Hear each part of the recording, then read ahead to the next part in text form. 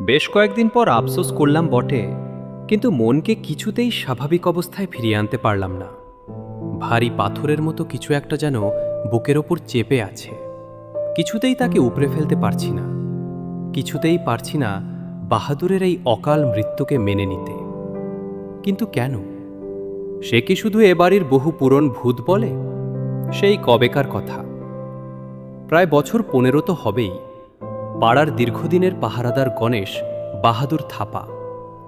রাতের বেলা হাঁকডাক ছেড়ে চৌকিদারি করে বেড়ানো ছিল যার কাজ। পারিশ্রমিক হিসেবে বাড়ি থেকে বরাদ্দ যৎসামান্য মাসোহারা। তাইতেই তারা নিজের এবং সুদূর নেপাল সীমান্তের মানভঞ্জনে রেখে আসা বৃহৎ পরিবারের কোনোরকম দিন গুজরান। দিন বদলাল। সমাজবিরোধী তাণ্ডবে চৌকিদারদের পক্ষে অসম্ভব হয়ে উঠল পরিস্থিতি সামলানো। পাড়ায় পাড়ায় গড়ে উঠল প্রতিরোধ বাহিনী। দিন ফুরালো বৃদ্ধ গণেশ বাহাদুরের। বিদায় নেবার আগে বিভ্রান্ত নিরুপায় সেই মানুষটি খুব করে ধরেছিল আমাকে তার বড় ছেলে মান বাহাদুরের একটা হিল্লে করে দেবার জন্যে। এইরকম সেই গরিব সৎ সরল মানুষটিকে আশ্বস্ত করার জন্যই তার বছর 12 বয়সের ছেলেটিকে আমি এনে বহাল করেছিলাম আমার বাড়ির ভৃত্যের কাজে। সেই থেকেই এ বাড়ির একটা বিরাট অংশ জুড়ে মান বাহাদুর। তার থেকেও বেশি অংশ জুড়ে আমার মনে সে তার সততায়, কর্মনিষ্ঠায় আর সারল যখন যা প্রয়োজন না চাইতেই হাতের কাছে এনে হাজির করেছে বাহাদুর। যখন যা হুকুম তাই তামিল। সদাহাস্য মুখ, ক্লান্তি নেই, বিরক্তি নেই কিছুতেই।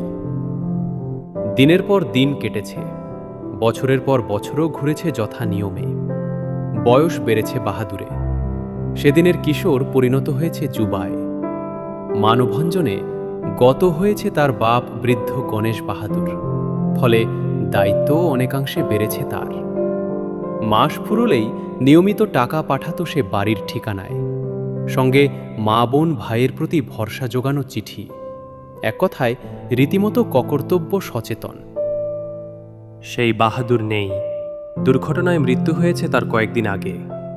যে বাহাদুরকে একদিন হাতে ধরে বাড়িতে এনে ঠাঁই দিয়েছিলাম, তাকেই বিদায় জানিয়ে এসেছি আমি। নিজের হাতে দাহ করে এসেছি ভাগীরথীর তীরে। পাড়াতেই একটা বিয়ে বাড়িতে নিমন্ত্রণ রক্ষার ব্যাপার ছিল, কিন্তু আমার মানসিক অবস্থা দেখে আমাকে আর বিরক্ত করলেন না কেউ। ছেলেকে সঙ্গে করে আমার স্ত্রী গেলেন সামাজিক কর্তব্য পালন করতে। মাত্র কয়েক ঘন্টার ব্যাপার। ওরা বেরিয়ে যেতে দরজা বন্ধ করে এসে ওপরের ঘরের বিছানায় গা এলিয়ে দিলাম। এক মনে অনেক কিছুই ভাবছিলাম বাহাদুরেরই স্মৃতি বিজড়িত নানা ঘটনা। মনটা তাই আরও ব্যথাতুর হয়ে উঠেছিল। কাঁদলে অথবা চোখের জল ফেললে নাকি বুক অনেক হালকা হয়, কিন্তু বাড়ির কাজের লোকের জন্য চোখের জল ফেলা কি মানায়? শুয়ে থেকে বোধহয় তন্দ্রাচ্ছন্ন হয়ে পড়েছিলাম। হঠাৎ অতি পরিচিত এক কণ্ঠস্বরে চমকে উঠলাম। সাপ! ধরফর করে উঠে বসতেই দরজার দিকে নজর গেল, আর সঙ্গে সঙ্গে শরীরের রক্ত হিম হয়ে গেল। এ কি? কে? ততক্ষণে আধো আলো আধো অন্ধকার থেকে ঘরের উজ্জ্বল আলায় পা রেখেছে আগন্তুক। আবার একই উচ্চারণ তার কণ্ঠে। সাপ! এবার তাকে স্পষ্ট দেখলাম। আমি বাহাদুর। প্রবল উত্তেজনায় চিৎকার করে পর মুহূর্তেই জ্ঞান হারালাম।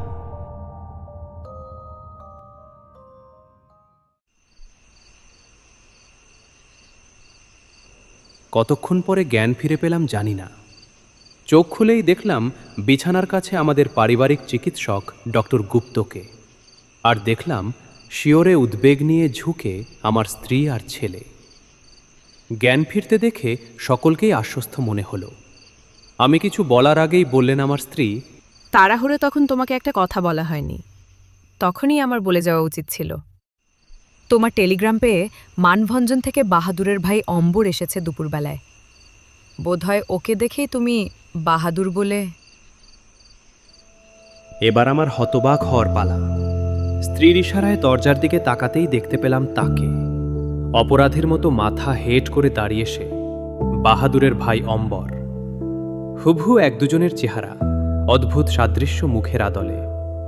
তীব্র অনুশোচনায় ধিক্কার দিলাম নিজেকে। এতদিনের প্রিয় অনুচরের উপস্থিতির কথা ভেবে কেন ভীত হলাম আমি? কেন?